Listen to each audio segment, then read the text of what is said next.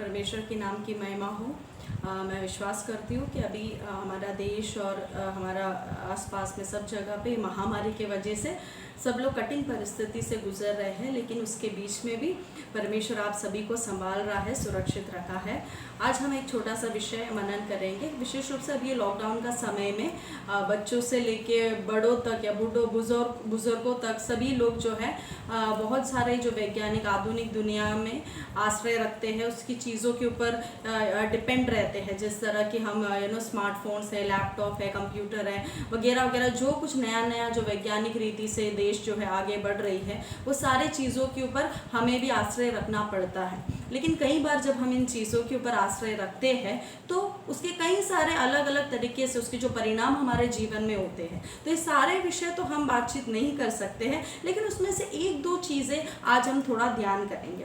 कई बार हम लोग ये जो टेक्नोलॉजी के ऊपर भरोसा रखने की वजह से कई बार उसमें से एक जो विषय हमारे जीवन में होता है, ये हमें कल क्या होगा इस विषय के ऊपर हमें गहरी चिंता में डाल देता है कि आने वाले दिनों में क्या होगा, मेरे भविष्य का क्या होगा, मेरे बच्चों का क्या होगा। इस प्रकार के सोच हमारे जीवन में डालकर हमारे अंदर निराशा, भय उत्पन्न कर देता है। हम लाचार है ऐसे हमारे मन में एक विचार आ जाता है। हमारे अंदर कई अलग अलग तरीके से हम चिंता में व्याकुल हो जाते हैं कि हम क्या करें, कल की परिस्थिति में, आने वाले दिनों में अगर यदि मेरे जीवन में क्या होगा, तो यदि कुछ संकट मुसीबत आ गए तो मैं उसे कैसे हैंडल करेगा, वो सिचुएशन में कैसे आगे बढ़ेगा। लेकिन इस समय यदि आप परमेश्वर के बच्चे हैं तो आप एक बात समझना ज़रूरी है, ये सब चीज़ों के ऊपर आश्रय रखते समय कल क्या होगा ये सोच के जगह पर अभी तक आपने कैसे आए, कल क्या हुआ था, कल तक आपके जीवन में क्या हुआ था, ये विषय मनन करना बहुत ज़रूरी है। क्योंकि परमेश्वर अपने वचन के द्वारा बार बार हमें कहता है, मैं तुम्हें किस तरह चलाकर लेकर आया। जैसे पुराने नियम में परमेश्वर कह रहा है, मैं अब्राहम, इसहाक, याकूब का परमेश्वर हूँ। ये उन लोगों का नाम लेने का कारण उनको कैसे चलाया, ये आने वाली पीढ़ी देखकर समझना चाहिए, सीखना चाहिए।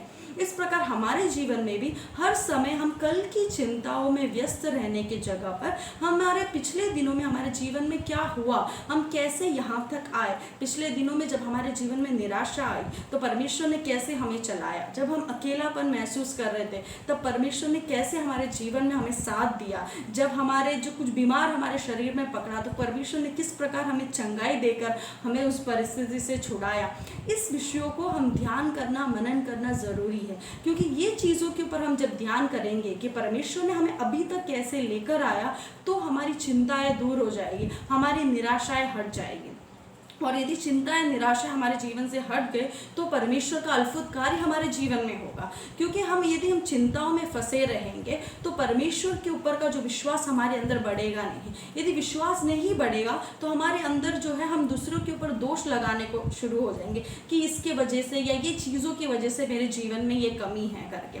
लेकिन और हमारे अंदर जो है वो विश्वास की कमी की वजह से हम परमेश्वर के ऊपर भी भरोसा रखना कम हो जाएगा और हम ये परिस्थिति को ही दोष लगा रहेंगे। तो इसके लिए हमें ज़रूरी है कि हम परमेश्वर के ऊपर अभी तक परमेश्वर ने हमें कैसे चलाया वो चीज़ के ऊपर भरोसा करें, वो चीज़ के बारे में ध्यान करें, मनन करें और हमारा विश्वास आगे बढ़ाए। और दूसरा एक विषय है, यदि जब हम टेक्नोलॉजी यूज़ करते हैं या उसके ऊपर ध्यान देते हैं, तो जिस तरह के आजकल फेसबुक है, ट्विटर हो गया, व्हाट्सएप हो गया, ये सब चीज़ों के ऊपर हम देखते समय हमें हमेशा ऐसे लगता है कि और लोग मुझसे बहुत श्रेष्ठ हैं, मैं जो हूँ दूसरे लोगों के सामने मेरे अंदर कुछ कमी है, या मैं इतना बुद्धिमान नहीं हूँ, या मैं मूर्ख हूँ। इस प्रकार का सोच कईयों के मन के अंदर आते रहती है। ये जो चीज़ है ये हमें बहुत ज़्यादा समझना ज़रूरी है। क्योंकि आजकल दुनिया में दूसरे बहुत तरीके के बुद्धिमान लोग रहेंगे। परमेश्वर ने किसी किसी को अच्छा ज्ञान दिया है, बुद्धि ज्ञान, लोग बहुत सारी चीज़ें करते हैं और उन लोग अपने जीवन में क्या कर रहे हैं ये हम हमारे फेसबुक के द्वारा, यूट्यूब के द्वारा सब हम देखते हैं, टीवी के द्वारा, अलग अलग माध्यमों के द्वारा देखते हैं। लेकिन वो देखते समय भी हमारे अंदर चिंता आता है कि अरे उन लोग बहुत बुद्धिमान है और मुझसे ये सब चीज़ नहीं होगा। तो यदि कोई लोग यदि बुद्धिमान है तो भी, अगर है परमेश्वर ने उनको बुद्धि दिया है, तो उन लोगों के बारे में परमेश्वर का वचन क्या कहता है। यिर्मयाह का पुस्तक उसका 9वां अध्याय उसका 23 में इस प्रकार लिखा है, यहोवा यूँ कहता है, बुद्धिमान अपनी बुद्धि पर घमंड ना करे, न वीर अपनी वीरता पर, न धनी अपने धनी पर घमंड करे, परंतु जो घमंड करे वो इस बात पर घमंड करे कि वो मुझे जानता है और समझता है कि मैं ही यहोवा हूँ, जो पृथ्वी पर करुणा, न्याय और धर्म के काम करता हूँ। तो इसलिए यहाँ पे साफ लिखा है, यदि इस पृथ्वी में कोई बुद्धिमान है या धनी है या ज्ञानी है या वीर है, तो वो अपनी वीरता के ऊपर या धन के ऊपर या बुद्धि के ऊपर घमंड ना करे। फिर किस चीज़ के ऊपर घमंड करना चाहिए कि परमेश्वर यहोवा उसे जानता है और समझता है। तो मेरे सुनने वाले भाई और बहनों, यदि परमेश्वर आपको जानता है और परमेश्वर आपको समझता है, तो आप क्यों निराश होते हो? आप क्यों सोचते हो कि आप मूर्ख है या आपसे ये चीज़ नहीं होगा? ऐसे आप सोचने की जरूरत नहीं है, क्योंकि परमेश्वर यदि आपको जानता है तो आपके जीवन में परमेश्वर अद्भुत कार्य कर सकेगा। यदि परमेश्वर आपको जानता और समझता है तो क्या होगा, हम पढ़ेंगे पहले कोरिन्थियों का पुस्तक उसका 1 अध्याय उसका 27 में लिखा है, परंतु परमेश्वर ने जगत के मूर्खों को चुन लिया है कि वो ज्ञान वालों को लज्जित करे। तो यदि परमेश्वर हमें जानता और समझता है तो परमेश्वर क्या करने वाला, परमेश्वर इस जगत में आके किसको चुना, उन्होंने मूर्खों को चुन लिया है कि वो ज्ञानी लोगों को लज्जित करे। क्यों वो मूर्खों को चुना है और ये वचन में क्यों इस प्रकार लिखे रखा है, क्योंकि ये जो कार्य केवल परमेश्वर से ही हो सकता है। क्योंकि अभी की ये जो सदी है, इस समय वैज्ञानिक तरीके से हम बहुत आगे बढ़ गए हैं, बहुत सारा टेक्नोलॉजी सब कुछ इस दुनिया में आ गया है। लेकिन क्या आप जानते हो, यदि एक व्यक्ति मूर्ख है तो उसकी मूर्खता हटाने का, उसका ज्ञानी बनाने का जो टेक्नोलॉजी अभी तक इस पृथ्वी में उत्पन्न नहीं हुई है। यदि हम साधारण उदाहरण के तौर से देखेंगे एक बच्चे को, यदि हम एक स्कूल में एडमिशन के लिए लेने जाएंगे तो उन लोग भी वहाँ पे बच्चों का इंटरव्यू लिया जाता है कि उस बच्चे का ज्ञान कितना है, वो हमारे स्कूल में पढ़ने के लायक या काबिल है या नहीं। ये जानने के बाद जब उनका इंटरव्यू में क्लियर हो जाता है कि हाँ ये बच्चा हमारे स्कूल में पढ़ने के काबिल है, तो ही बड़े बड़े स्कूल जो है एडमिशन्स देते हैं। या उनको लगेगा ये इतना काबिल नहीं है, वो कुछ ना कुछ कारण बोल के स्कूल में हमें एडमिशन नहीं मिलता है। क्यों उस बात, इसी तरह नौकरी में भी यदि आप कोई नौकरी के लिए अप्लाई करते हो, चीज़ के लिए जाते हो, तो वहाँ के लोग भी आपको पूरी तरह जांचेंगे, आपका इंटरव्यू लेंगे कि हमारे कंपनी के लिए ये योग्य व्यक्ति या स्त्री है या नहीं करके। क्योंकि वो इस तरह इंटरव्यू में आपको अलग अलग तरीके से सवाल पूछेंगे, आपकी क्या क्या गुण हैं, क्या काबिलियत है, वो लोग तलाशेंगे। क्योंकि उनको उनके पोस्ट में, उनके जगह पर कोई मूर्ख को नहीं रखना है, उनको बुद्धिमान व्यक्ति को रखना है, कोई सामर्थ्य व्यक्ति को रखना है। इसके लिए लोग इंटरव्यू लेते हैं, उसके बाद ही वो नौकरी में प्रवेश करवाते हैं। तो इस तरह दुनिया इतने आगे बढ़ने के बाद भी आज तक लोगों को भी मूर्ख से काम करवाना नहीं आता है, लेकिन केवल परमेश्वर ही है एक मूर्ख को, बुद्धिमान को लज्जित करने के लिए उपयोग करता है। तो जो काम केवल परमेश्वर कर सकता है, वो काम हम लोगों से उम्मीद करना बंद कर देना चाहिए। बहुत सारे लोग हैं ये सब चीज़ टेक्नोलॉजी से या लोगों से उम्मीद करते हैं, जो चीज़ केवल परमेश्वर ही दे सकता है। तो जो परमेश्वर दे सकता है वो चीज़ परमेश्वर से ही मिलेगा, और परमेश्वर से आपको मिलना है तो उसका वही 2 अध्याय में पढ़ेंगे, पहले कोरिन्थियों को उसका 2 अध्याय में लिखा है, परंतु परमेश्वर ने उनको अपने आत्मा के द्वारा हम पर प्रकट किया है। आत्मा सब बातें पर परमेश्वर की गुप्त बातें भी जांचता है। तो ये जो ज्ञान है हमें किस प्रकार मिलेगा, यहाँ पे लिखा है परमेश्वर के आत्मा के द्वारा उनको सब कुछ प्रकट करके देगा। तो परमेश्वर के आत्मा यदि आप प्राप्त करते हो तो आपके अंदर की सारी मूर्खता, कमजोरी, जो लाचार परिस्थिति है, उसको सब परमेश्वर बदल देता है। वो कोई टेक्नोलॉजी से या कोई इंसान से असंभव है, ये केवल परमेश्वर से ही संभव है। इसके लिए वचन पवित्र शास्त्र में लिखा है, क्योंकि इस दुनिया कितने भी आगे बढ़ जाए उनसे ये काम संभव नहीं है। तो आप कमज़ोर है, इसीलिए ही परमेश्वर ने आपको चुना है, आप बलवंत है इसके लिए नहीं।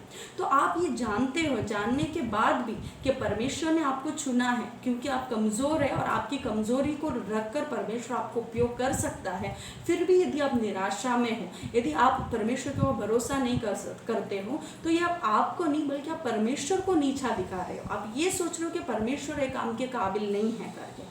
तो प्रिय भाई और बहनों, आज आप एक बात जानना चाहिए, जिस तरह हमने पहले सुना कि हम इस टेक्नोलॉजी के ऊपर भरोसा रखें, वैज्ञानिक दुनिया को देखकर कल की चिंता में ना फंसे। फिर हमें क्या करना है, हमारे विश्वास में आगे बढ़ना है। यदि हम विश्वास में आगे बढ़ेंगे तो हमारे अंदर की सारी चिंताएं दूर हो जाएगी, और यदि हमारी चिंताएं दूर हो जाएगी तो हम क्या करेंगे, परमेश्वर का ज्ञान के ऊपर भरोसा करेंगे। परमेश्वर जो है ज्ञान में संपूर्ण है, परिपूर्ण है, ज्ञान में भरोसा करेंगे, नहीं तो हम दूसरों के ऊपर दोष लगाते रहेंगे। तीसरी बात क्या है, यदि हम परमेश्वर के ज्ञान के ऊपर भरोसा करेंगे, उसके विश्वास में आगे बढ़ेंगे, तो हम परमेश्वर को धन्यवाद देंगे। परमेश्वर हमारे जीवन में जो कुछ पिछले दिनों में किया, आने वाले दिन में क्या होगा ये नहीं हम सोचेंगे। पिछले दिनों में परमेश्वर ने हमारे जीवन में जो किया है उसके लिए हम धन्यवाद देंगे, तो और हम गुड़गुड़ाना बंद कर देंगे।